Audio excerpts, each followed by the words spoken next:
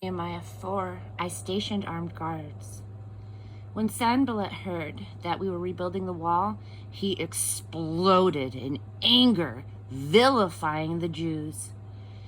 In the company of his Samaritan cronies and military, he let loose.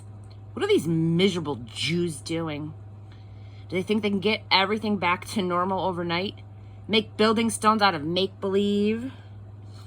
At his side, Tobiah the Ammonite jumped in and said, "That's right. What do they think they're building? Why, if a fox climbed that wall, it would fall to pieces under his weight." Nehemiah prayed, "Oh, listen to us, dear God. We are so despised. Boomerang their ridicule on their heads. Have their enemies cart them off as war trophies to a land of no return. Don't forgive their iniquity. Don't wipe away their sin. They've insulted the builders." We kept at it, repairing and rebuilding the wall. The whole wall was soon joined together and halfway to its intended height because the people had a heart for the work. When Sanballat, Tobiah, the Arabs, the Ammonites, the Ashdodites heard that the repairs of the wall of Jerusalem were going so well, that the breaks in the wall were being fixed, they were absolutely furious. They put their heads together and they decided to fight against Jerusalem and create as much trouble as they could. We countered with prayer to our God and set a round-the-clock guard against them. But soon word was going around in Judah. The builders are pooped. The rubbish piles up. We're in over our heads. We can't build this wall.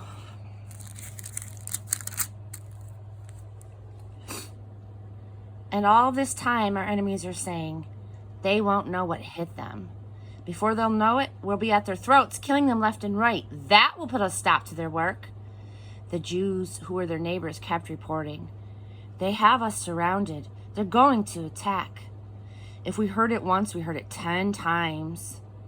And so I stationed armed guards at the most vulnerable places of the wall and assigned people by families with their swords, lances, and bows. After looking things over, I stood up and spoke to the nobles, officials, and everyone else. Don't be afraid of them. Put your minds on the master, great and awesome.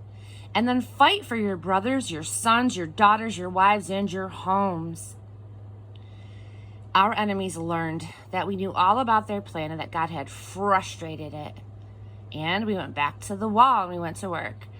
From then on, half of my young men worked, while the other half stood guard with lances, shields, bows, and mail armor.